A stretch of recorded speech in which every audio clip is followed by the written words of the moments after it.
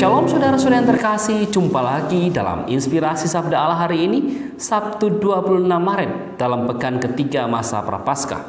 Semoga Anda semua sehat adanya. Mari kita mengawali dengan berdoa. Dalam nama Bapa dan Putra dan Roh Kudus. Amin. Bapa yang Maha Baik, kami bersyukur kepadamu untuk rahmat yang tercurah untuk kami sampai saat ini. Hadirlah bersama kami, semoga sabdamu menginspirasi hidup kami. Demi Kristus Tuhan dan Juru Selamat kami. Amin.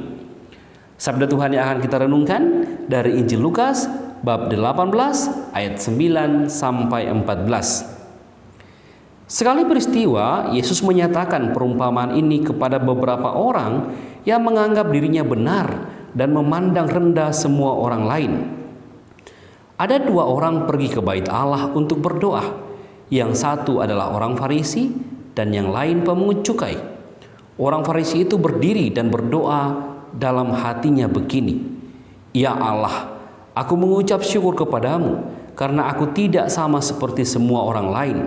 Aku bukan perampok, bukan orang lalim, bukan pezinah, bukan juga seperti pemungut cukai ini. Aku berpuasa 2 kali seminggu.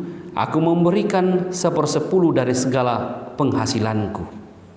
Tetapi pemungut cukai itu berdiri jauh-jauh, bahkan ia tidak berani menengadah ke langit, melainkan ia memukul diri dan berkata, "Ya Allah, kasihanilah aku orang berdosa ini." Aku berkata kepadamu, orang ini pulang ke rumahnya sebagai orang yang dibenarkan Allah, sedang orang lain itu tidak. Sebab barang siapa meninggikan diri akan direndahkan, dan barang siapa merendahkan diri akan ditinggikan. Demikianlah sabda Tuhan.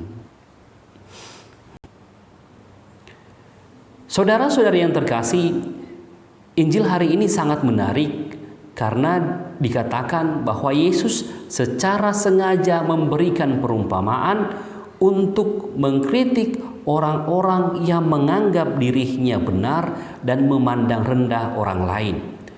Dua orang yang dikisahkan dan diumpamakan, yakni orang Farisi dan seorang pemungut cukai yang pergi ke bait Allah berdoa.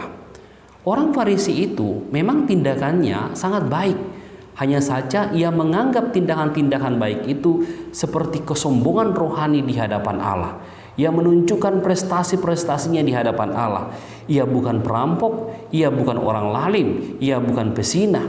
Ia memberikan 1/10 dari penghasilannya kepada agama Yahudi saat itu untuk dipersembahkan. Bahkan dia mengadakan puasa 2 kali dalam seminggu. Ia menunjukkan prestasi-prestasinya di hadapan Allah. Kesombongan rohani seperti inilah yang dikritik oleh Tuhan. Memang bahwa orang diajak untuk menunjukkan tindakan baik dalam hidupnya, tetapi tidak berarti itu sesuatu yang harus dipertontonkan di hadapan Allah. Orang harus berani atau belajar dari ilmu padi. Semakin berisi, semakin menunduk. Dengan kata lain, semakin dekat orang dengan Tuhan, semakin ia merasakan ketidaksempurnaannya. Semakin banyak tindakan-tindakan baik yang ia tunjukkan di hadapan orang banyak, semakin ia merasa kurang dalam melaksanakan tindakan baik. Semakin dekat ia dengan Tuhan dalam doa-doanya, semakin ia merasa tidak berarti di hadapan Tuhan. Inilah yang juga ditunjukkan oleh Yesus dengan mengatakan bersikap rendah hati. Kita diajak dalam masa Prapaskah ini, masa retret agung ini, untuk menilik diri kita masing-masing, untuk dengan rendah hati di hadapan Tuhan mengembangkan sikap-sikap yang rendah hati di hadapan Tuhan. Sebaliknya kita menjauhkan kesombongan-kesombongan rohani yang bisa menghalangi kita di hadapan Tuhan. Semoga Injil hari ini, saudara-saudara yang terkasih, mengajak kita, saya dan Anda, untuk meninggalkan kesombongan rohani dan semakin rendah hati di hadapan Tuhan. Tuhan Yesus memberkati kita. Amin. Mari kita tutup dengan doa. Bapa yang Maha Baik, kami bersyukur kepadamu karena melalui Injil-Mu hari ini kami Engkau ajar untuk semakin belajar rendah hati.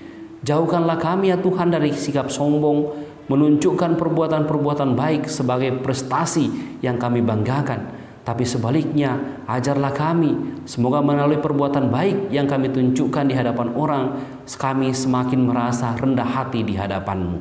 Bantulah kami ya Tuhan, demi Kristus Tuhan dan Juru Selamat kami. Amin. Tuhan bersamamu dan bersama rohmu. Semoga saudara sekalian diberkati oleh Allah yang Maha Kuasa, Bapa, Putra, dan Roh Kudus. Amin. Terima kasih saudara-saudariku yang telah mendengarkan sabda Allah dan renungan hari ini. Saya, Pastor Marcel Lolotandung, mengucapkan berlimpah terima kasih kepada Pastor Anton Mikael. Semoga Pastor senantiasa diberkati Tuhan dalam setiap aktivitas dan pelayanannya. Amin.